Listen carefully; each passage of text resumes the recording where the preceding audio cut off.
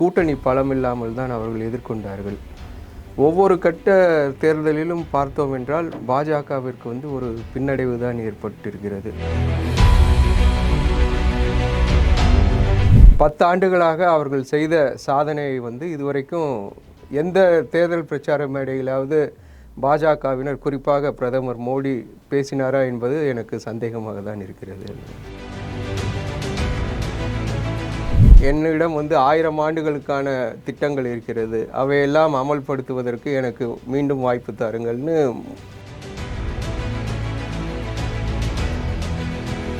பிரதமர் மோடியும் தன்னுடைய இயலாமையின் வெளிப்பாடு தான் தற்போது நான் கடவுளால் ஆசீர்வதிக்கப்பட்டவன் என்றெல்லாம் இவர்தான் இந்துக்களின் காவலன் என்று சொல்லி கொண்டிருக்கிறார். இவருடைய ஆட்சியிலேயே இந்துக்களுக்கு பாதுகாப்பில்லை என்றால் இவர் சரியாக ஆட்சி செய்யவில்லை என்று தானே.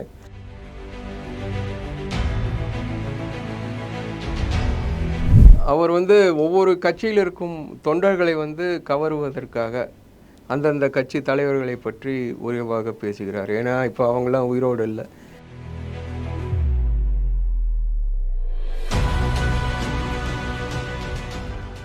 நேயர்களுக்கு வணக்கம். இப்போ நாடாளுமன்ற தேர்தல் அப்படின்னு பார்த்தீங்கன்னாலே ஒரு பெரிய அளவில் ஒரு வாக்குவாதங்கள் நடக்கும், பிரச்சாரங்களில் ஒரு கடுமையான வார்த்தைகள் வீசப்படும், இதெல்லாம் போயிட்டுருக்கும். அதை தாண்டி இந்த நாடாளுமன்ற தேர்தல் பார்த்திங்கன்னா ஒரு போர் அப்படின்னு சொல்கிற அளவுக்கே நடந்துகிட்டு இருக்குது. அது வெறும் வார்த்தை போர் அப்படிங்கிறதோட மட்டும் இல்லாமல் இப்போ கெஜ்ரிவாலுக்கு வழக்கு போட்டு சிறை உதாரணத்துக்கான ஒரு விஷயம் அது. இந்த மாதிரி நடவடிக்கைகள் ரீதியாகவும் பாஜக அரசுடைய செயல்கள் மிகப்பெரிய அளவில் விமர்சனத்தை எதிர்கொண்டு இருக்குது. இந்த சூழலில் தமிழ்நாடு காங்கிரஸ் கமிட்டியின் துணைத் தலைவர்கள் ஒருவரான ராமசுகந்தன் அவர்களை சந்திக்கிறோம். வணக்கம். வணக்கம்.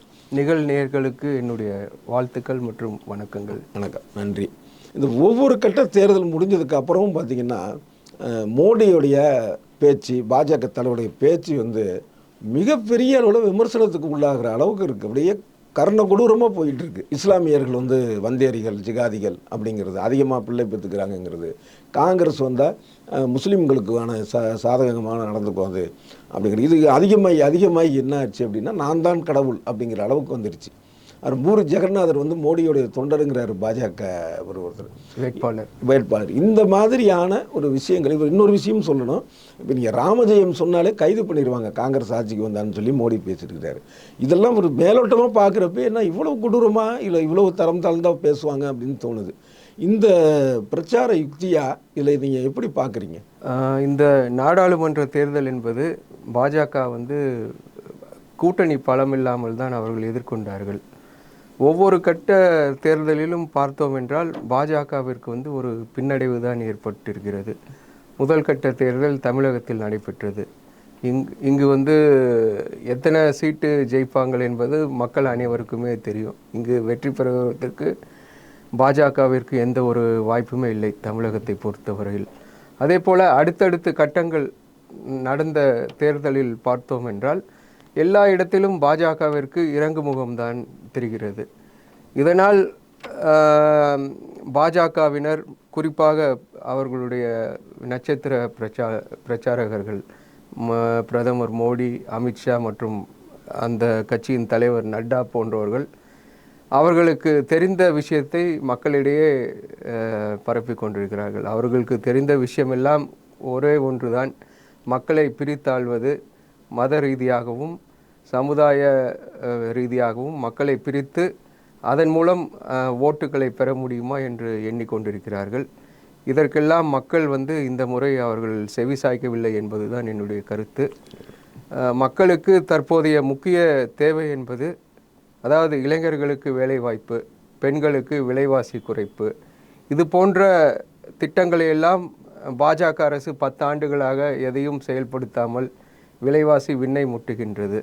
அதே போல் இளைஞர்களுக்கு வேலைவாய்ப்பு என்பது மிகவும் குறைந்துள்ளது. இளைஞர்களுக்கு தேவையான விஷயங்களை பற்றி பேசாமல் அவர்கள் எப்போதும் புளித்து போன முஸ்லீம்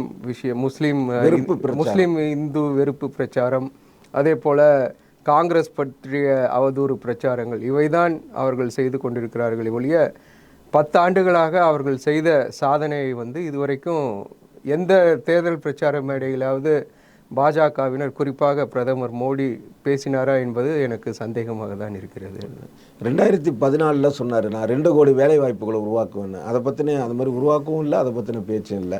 சரி, இனிமேல் ஜெயிச்சாலாவது நாங்கள் அடுத்தது நாங்கள் இத்தனை ஒரு வேலை வாய்ப்புக்கான திட்டம் வச்சுருக்கிறோம், இல்லை விலைவாசியை குறைப்பதற்கான திட்டம் வச்சு, இது மாதிரி மக்களுக்கான பேச்சு எதுவுமே இல்லாமல் ஒன்று மத வெறுப்பு, இன்னொன்று பார்த்தீங்கன்னா இங்கே வந்தால் தமிழுங்கிறது. இப்போ அங்கே போயிட்டு தமிழன் கையிலேயே கொடுக்குறீங்க, தமிழ்நாட்டுக்கு தான், அந்த ஒரிசால தமிழ்நாட்டுக்கு தான் அங்கே இருக்கிற பூரி ஜெகநாதருடைய சொத்துக்கள்லாம் அங்கே தான் திருடிட்டு போயிட்டாங்க அப்படிங்கிற மாதிரியான ஒரு வட மாநில தென் மாநில வெறுப்பு பிரச்சாரமும் இருக்குது. ஒரு பிரதமர் இந்த மாதிரி பேசலாமா? 2014 அவர் வரப்போ எனக்கு 5 ஆண்டுகள் வாய்ப்பு தாருங்கள், நான் இந்தியாவை சொர்க்க பூமியாக மாற்றுகிறேன், அது மாதிரி போன்ற ரீதியில் பிரச்சாரம் செய்து வெற்றி பெற்றார். அதில் தான் நீங்கள் குறிப்பிட்ட 2 கோடி இளைஞர்களுக்கு வேலை, அதே போல் பல பொய் பிரச்சாரங்களை செய்து, அதாவது சுவிஸ் வங்கியிலிருந்து கருப்பு பணத்தை மீட்டு கொண்டு ஒவ்வொருவருடைய வங்கி கணக்கிலும் 15 லட்சம் போடுவேன் என்றெல்லாம் பொய் பிரச்சாரங்கள் தான் அவர் செய்து வந்தார். இப்போது 2019 எனக்கு இன்னொரு வாய்ப்பு கொடுங்க, நான் எல்லாத்தையும் மாற்றிடுறேன் அப்படின்றாரு. இப்போ என்னிடம் 1000 ஆண்டுகளுக்கான திட்டங்கள் இருக்கிறது, அவையெல்லாம் அமல்படுத்துவதற்கு எனக்கு மீண்டும் வாய்ப்பு தாருங்கள்னு இப்போ 3வது முறையாக கேட்குறேன். 1000 வருஷம் இருக்கணும்னு 1000 வருஷம் யாராலையும் இருக்க முடியாது.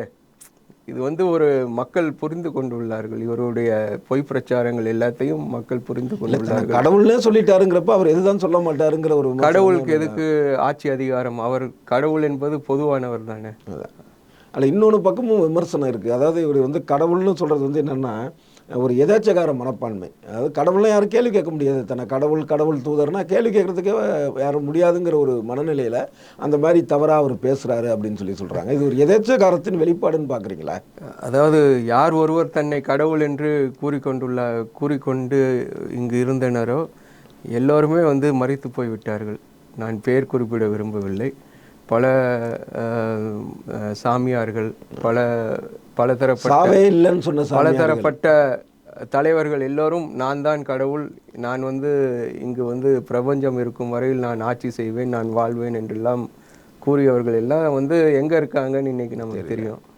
அதே போல் பிரதமர் மோடியும் தன்னுடைய இயலாமையின் வெளிப்பாடு தான் தற்போது நான் கடவுளால் ஆசீர்வதிக்கப்பட்டவன் என்றெல்லாம் கூறுகிறார். அது கூட பரவாயில்ல, கடவுளின் பிறப்புங்கிற ரேஞ்சுக்கு சொல்றார். பயாலஜி கடவுளே என்ன பூமிக்கு ஏதோ ஒரு வேலை திட்டத்துக்காக அனுப்பினார், அதனால் தான் நான் வந்தேன் அப்படின்னு சொல்றார். இதுவரைக்கும் ஏழை தாயின் மகன் என்று கூறிக்கொண்டிருந்தவர் தற்போது நான் கடவுளின் மகன் என்று கூறிக்கொண்டிருக்கிறார். இல்லை, இன்னொரு இது பார்த்தீங்கன்னா தன்னோட உயிருக்கு ஆபத்து அப்படிங்கிற மாதிரி, அதாவது பிரதமரோட உயிருக்கு ஆபத்துன்னு இப்போ சென்னையில் என்ஐஏ அலுவலகத்துக்கு ஒரு மர்ம ஃபோன் வந்தது, இவரை நாங்கள் மோடியை கொல்ல போகிறோம்னு சொல்லின்னு ஒரு செய்தி அது அடையிறது இது மாதிரி வந்திருக்கு. இப்போ இதை எப்படி விமர்சனம் சொல்கிறாங்கன்னா 2019 புல்வாமா தாக்குதல் அப்படிங்கிற ஒரு விஷயத்தை கொண்டு வந்தாங்க, அதை தவிர்த்திருக்கலாம் அப்படிங்கிறத அதுக்கப்புறம் பல பேர் சொன்னாங்க அப்படின்னு. அப்போ இது வேணுனே சொல்கிறதுன்னு நினைக்கிறீங்களா? இந்த மாதிரியான அதாவது ஒரு நாட்டின் தலைவருக்கு தினந்தோறும் பலரிடமும் இருந்து ஒரு கொலை மிரட்டல் வரும், இது சகஜமான விஷயம்தான். ஆனால் ஏதோ மோடி மற்றும் தனக்கு மட்டுமே இது போன்ற மிரட்டல்கள் வருவதாகவும் தன்னுடைய உயிருக்கு ஆபத்து என்றெல்லாம் கூறிக்கொள்வது சிறுபிள்ளைத்தனமானது. அவருக்கு வருஷத்துக்கு 4000 5000 கோடி ரூபாய் செலவு செஞ்சு ஒரு ஸ்பெஷல் ப்ரொடெக்ஷன் குரூப் எஸ்பிஜி அவருக்கு மட்டுமே தான் வேலை செய்யுது. இந்த 5000 கோடி ரூபாய் செலவு செய்து ஒரு பாதுகாப்பு பெறும் மனிதருக்கு எப்படி உயிருக்கு ஆபத்து வரும்? இவையெல்லாம் ஒரு தேர்தல் பிரச்சார யுக்தி. என்னுடைய உயிருக்கு பாதுகாப்பு இல்லை அப்படி என்று சொல்வதில்லை. எப்படி இந்துக்கள் பாதுகாப்பு இல்லாமல் இருக்கிறார்கள் என்று சொல்கிறாரோ அதே மாதிரி தான் இதுவும் ஒரு பொய் பிரச்சாரம். இவர் தான் இந்துக்களின் காவலன் என்று சொல்லி கொண்டிருக்கிறார். இவருடைய ஆட்சியிலேயே இந்துக்களுக்கு பாதுகாப்பு இல்லை என்றால் இவர் சரியாக ஆட்சி செய்யவில்லை என்று தானே கருத்தில் கொள்ள வேண்டும். நல்ல பாயிண்ட் அது. அப்புறம் இன்னொரு இது பார்த்தீங்கன்னா பொதுவாக பாஜக பயந்துருச்சு அப்படிங்கிற ஒரு விமர்சனம் பரவலாக எல்லார்ட்டையுமே இருக்குது. தோல்வி பயத்தில் அவர் மோடியிலேருந்து அமித்ஷா எல்லாம் இந்த மாதிரி பேசுகிறாங்க, அவங்க செயல்பாடு இந்த மாதிரி இருக்குன்னு. இப்போ இன்னொரு பக்கம் பார்த்தீங்கன்னா இப்போ காங்கிரஸ் மட்டும் என்ன இப்போ போனதில் அமைதியில் நின்று தோல்வியை கண்டதுனால ரேபரேலிக்கு போயிட்டார் ராகுல் காந்தி. ஒரு அகில இந்திய தலைவர் எந்த தொகுதியில் வேணால் நிற்கணும்னு இருக்கணும், அப்படி இல்லையே இவர் தோத்தவொன்னே போயிட்டாருங்க அப்படின்னு ஒரு விமர்சனம் இருக்குல்ல, அதை நீங்கள் எப்படி பார்க்குறீங்க? அதாவது தலைவர்கள் வந்து அவர்களுக்கு விருப்பப்பட்ட தொகுதியில் நிற்கலாம். அப்படி பார்த்தா மோடி வந்து கடந்த முறை வந்து 2014 வந்து குஜராத்தில் ஒரு தொகுதியிலும் வாரணாசியிலும் நின்று வெற்றி பெற்றார். அதுக்கப்புறம் குஜராத்தில் வெற்றி பெற்ற இடத்துல 2019 2014 19 2 தொகுதி 19லையும் 2 தொகுதியில் நின்று ஒரு தொகுதியை வந்து ராஜினாமா செய்தார். அப்போ வந்து அவருக்கு வந்து ஏன் அவர் அப்படி செய்ய வேண்டும்? அது தலைவர்களுடைய விருப்பம். ரேபரேலி என்பது வந்து அன்னை சோனியா காந்தி அவர்கள் எம்பியாக பதவி வகித்த தொகுதி. அதற்கு வந்து தலைவர் ராகுல் காந்தி வந்து தன்னுடைய அன்னையின் இடத்தை அங்கு நிரப்புகிறார். அப்படிதான் நான் பார்க்கிறேன். இதில் ஒன்றும் அவர் வந்து யாருக்காகவும் பயந்து கொண்டு அவர் வேறு தொகுதி மாறிவிட்டார் என்று கூறுவதெல்லாம் சிறுபிள்ளைத்தனம். இப்போ தமிழ்நாட்டு பக்கம் வருவோம். குறிப்பாக உங்கள்கிட்ட இந்த கேள்வியை கேட்கலாம். ஏன்னா வாழப்பாடியார் வந்து இந்த காவிரி பிரச்சனைக்காக தன்னுடைய பதவியை திறந்தவர். அது ஒரு பெரிய ஒரு வரலாற்று நிகழ்வு. அது அந்த மாதிரியான ஒரு மனிதர் ஒரு சாதனை அல்லாது அது ஒரு தியாகம்னே சொல்லலாம். அவர் ஒரு அமைச்சர் பதவியே வேண்டான்னு சொல்கிறதுக்கான மனநிலை வேணலை. ஏன்னா அரசியல்வாதினாலே பொறுப்புக்கான நோக்கி தான் போயிட்டு இருப்பாங்க. வேண்டான்னு சொன்னவர் மாதிரி தான். இப்போ அதே மாதிரி அந்த பிரச்சனை பார்த்திங்கன்னா இன்றைக்கும் தொடர்ந்துக்கிட்டு தான் இருக்குது. இப்போ காங்கிரஸ் தான் மாநில அரசாக இருக்குது கர்நாடகத்தில்.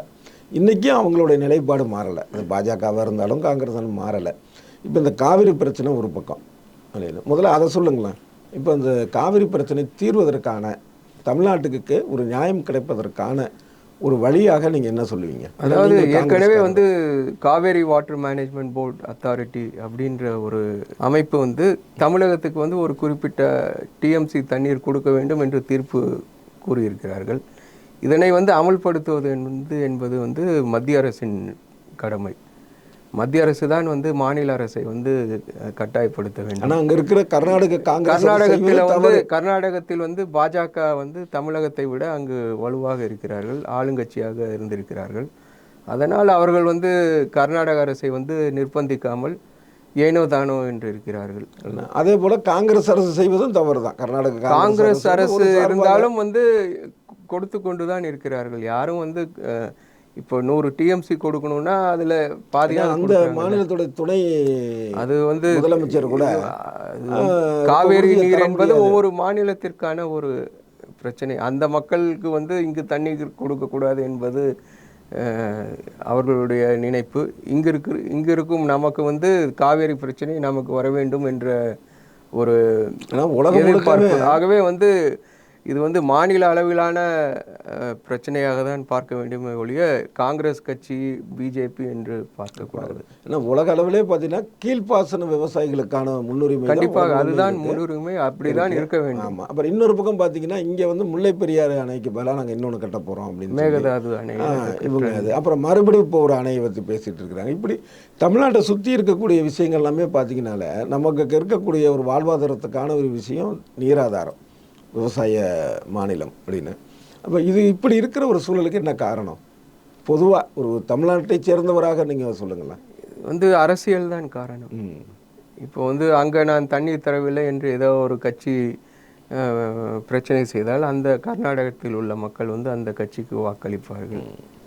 அவங்க வந்து எடுக்கின்ற கடுமையான நிலைப்பாடு என்பது அந்த மாநில மக்களை சமாதானப்படுத்துவதற்கு தான்.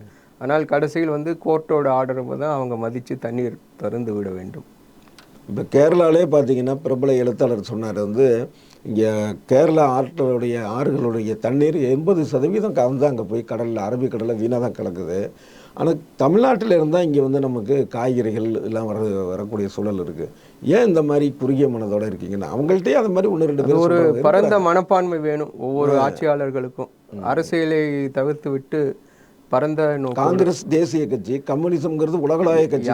யாரா இருந்தாலும் எந்த கட்சியும் நான் குறை சொல்ல விரும்பவில்லை. அவர்களுக்கு வந்து அரசியல் செய்வதுதான் இதில் நோக்கம். அதனால் நாம் யாரும் வந்து இவங்க பெருசு இவங்க சிறியவர்கள் என்று கூறுவது தவறாக இருக்கும் என்று எண்ணுகிறேன். இது வந்து ஒரு பியூர்லி பாலிடிக்ஸ் தான். ஒவ்வொரு கட்சியினரும் செய்வது பாலிடிக்ஸ் தான். ஆகவே அந்த குறுகிய அரசியல் மனப்பான்மையை விட்டு பரந்த நோக்கோடு தண்ணீர் என்பது அனைவருக்கும் சமம், அதை வந்து எப்படி பங்கு போடுவது என்பது அனைத்து மாநில முதல்வர்களும், அதாவது இந்த சம்பந்தப்பட்ட பிரச்சனையில் உள்ள மாநில முதல்வர்கள் அனைவரும் உட்கார்ந்து ஒரு சுமூகமான ஒரு தீர்வை எட்ட வேண்டும். இல்லை அதுக்கான தீர்ப்பாயங்கள் தான் இருக்குது, அதை ஏற்கனவே இருக்கு, அதையே ஃபாலோ பண்ணலாம். இன்னும் ஒரு பரந்த மனப்பான்மை, அதாவது ஆசை நிராசைகளை எல்லாம் விட்டு விட்டு ஒரு திறந்த மனதோடு மீண்டும் அவர்கள் உட்கார்ந்து பேசி ஒரு நல்ல ஒரு முடிவை எட்ட வேண்டும் என்பது என்னுடைய கருத்து. அப்புறம் இன்னொரு இது பார்த்தீங்கன்னா, இப்போ முழுக்க தமிழ்நாட்டுக்கு வருவோம். இப்போ என்ன அப்படின்னா, பொதுவாக காங்கிரஸுடைய தமிழ் மாநில கமிட்டிக்கு தலைவராக வரக்கூடியவங்க எல்லாருமே வந்தோன்னு சொல்கிறது வந்து கட்சியை பலப்படுத்துவோம், காமராஜர் ஆட்சி அமைப்போம் வந்த புதுசில் சொல்லுவாங்க எல்லாருமே. ஒரு புதுசாக டிரான்ஸ்ஃபர் ஆகி வரக்கூடிய அதிகாரி வந்து கொஞ்சம் அப்படியே சில விஷயங்கள்லாம் பண்ணுவார்ல அந்த மாதிரி. அப்புறம் போக போக அந்த கூட்டணி கட்சின்னா அப்படி போயிடும் அந்த மாதிரி. இப்போ செல்வ பிறந்தகி சொல்கிறாரு. ஆனால் என்ன ஒரு விமர்சகருடைய கருத்து என்னவா இருக்குது அப்படின்னா, அது வழக்கமானவங்க சொல்கிற மாதிரி இல்லை. இப்போ திமுகவுக்கு எகன்ஸ்டான இல்லை, திமுகவுக்கு அடுத்ததாக 2ஆம் இடமாவது பிடிச்சிடணுங்கிறதுல முனைப்பாக இருக்கிறாரு செல்வ பிறந்தகை. ஏன்னா காங்கிரஸ் கட்சி வந்து ஒரு பக்கம் இப்போ வந்து பிஜேபி அப்படி சொல்லிட்டு இருக்காங்க, ஏடிஎம்கே கிடையாது நாங்கள் தான் அப்படின்னு. இன்னொரு பக்கம் ஏடிஎம்கேவும் கொஞ்சம் வீக்காக இருந்துகிட்டு இருக்கு, அதில் ஒரு சில பிளவுகள் போனது வந்து நடந்துகிட்ருக்கு. இந்த சூழலில் செல்வ பிறந்தகை சொல்கிறத எப்படி பார்க்குறீங்க? அதாவது நாங்கள் வந்து ஒரு முக்கிய இடத்தை பிடிப்போம், காமராஜர் ஆட்சி அமைப்போம் இப்படிலாம் சொல்கிறது. இப்போது தமிழக அரசியல் சூழ்நிலை பார்த்தோம் என்றால் திமுக வந்து ஆளுங்கட்சியாக இருக்கிறது. அதற்கு அடுத்து எதிர்க்கட்சியாக இருக்கின்ற அதிமுகவில் பல குழப்பங்கள் இருக்கின்றது. இந்த அதிமுகவின் குழப்பத்தை வந்து யார் வந்து அந்த குழப்பத்திலிருந்து நீந்தி பயன்படுத்தி கொண்டு 2வது பெரிய கட்சியாக வர வேண்டும் என்பதில் பலத்த போட்டிருக்கிறது. அதனால்தான் வந்து அனைவரும் சொல்கிறார்கள் நாங்கள் தான் 2வது பெரிய கட்சி. குறிப்பிட்டு பார்த்தோம் என்றால் காங்கிரஸுக்கு வந்து அனைத்து தொகுதிகளிலும் பரவலான தொண்டர்கள் இருக்கிறார்கள். திமுகவிற்கு அடுத்தபடியாக பெரிய கட்சியாக இங்கே இருப்பது காங்கிரஸ் தான். அதாவது அதிமுக பெரிய கட்சி, நான் அதை ஒன்றும் சொல்லவில்லை. ஆனால் இந்த குழப்பத்தில் வந்து அதிமுக எப்படி போகும் என்று இன்னும் தெரியல. ஆகவே அந்த இடத்தை பிடிப்பதற்கு காங்கிரஸ் செயலாற்றுவது வந்து ஒன்றும் தவறில்லை. தலைவர் திரு செல்வ பெருந்தகை சொல்வதிலும் ஒன்றும் தவறில்லை என்றுதான் என்னுடைய கருத்து. இப்போ பாஜக சொல்லுதே அந்த அளவுக்கு அதுக்கு செல்வாக்கு இருக்குது. அதாவது பாஜகவின் கொள்கை வந்து திமுகவா பாஜகவா அப்படிங்கிறது தான் வந்து இப்போ அப்படிங்கிற மாதிரிலாம் பேசுகிறாங்கல்ல. அது வந்து மலைக்கும் மடுவுக்குமான ஒரு கம்பேரிசன். பாஜக என்ன வேணாலும் சொல்லிக்கலாம். ஆனால் பாஜகவின் கொள்கைகள் வந்து தமிழகத்தில் எடுபடவில்லை, எடுபடாது. என்றைக்கும் அவர்களுக்கு இங்கே வந்து இடம் இல்லை. இப்போ என்ன மாதிரி போயிட்டுருக்குன்னா, எதிர்காலத்தில் வந்து திமுக அதிமுகன்னு இருந்தது வந்து திமுக காங்கிரஸ்னு ஆகுமா, திமுக பாஜகன்னு ஆகுமா, இல்லை திமுக தமிழக வெற்றி கழகம்னு ஆகுமா? இன்னும் அவர் களத்துக்கே வரல விஜய். இருந்தாலும் அவரையும் சேர்த்து பேசக்கூடியவங்க இருக்கிறாங்க. விஜயுடைய அரசியல் எப்படி இருக்கும்னு நினைக்கிறீங்க? செல்வாக்கு இருக்குமா அவருக்கு? அவர் வந்து இன்னும் நேரடியாக அரசியலில் வரல. ஆகவே வரதுக்கு முன்னாடி அவர் மீது விமர்சனங்கள் வைப்பது சரியாக இருக்காது. எந்த அளவுக்கு வருவாருங்கிறது, எந்த அளவுக்கு வருவார்கள் என்பது பொறுத்திருந்து தான் நாம் பார்க்க வேண்டும். இப்போ மறுபடி ஒரு தேசிய அளவில், தமிழ்நாடை ஒட்டி தேசிய அளவில் போகக்கூடிய ஒரு கேள்வி. அதாவது இப்போ ஒரிசா மாநிலத்தில் பாண்டியன் ஐஏஎஸ் வந்து மிகப்பெரிய ஒரு ஆளுமையாக வளர்ந்துருக்கிறாரு. மாநில முதலமைச்சருடைய ஒரு அதை எப்படி அவருடைய தனி செயலாளராக இருந்து இப்போது வந்து அரசியல் வந்திருக்கிறாரு. இப்போ அவருக்கு அங்கே தனி ஒரு செல்வாக்கு இருக்குது, பல பொறுப்புகள் இருந்து சிறப்பாக நிர்வகிச்சாருன்னு. அமித்ஷா என்ன சொல்கிறாரு, நீங்கள் வந்து ஒரு ஒரிசா மக்கள் வந்து ஒரு தமிழருக்கு அடிமையாக இருக்கணுமாங்கிற மாதிரிலாம் பேசுகிறாரு. இந்த பேச்சை எப்படி நீங்கள் பார்க்குறீங்க?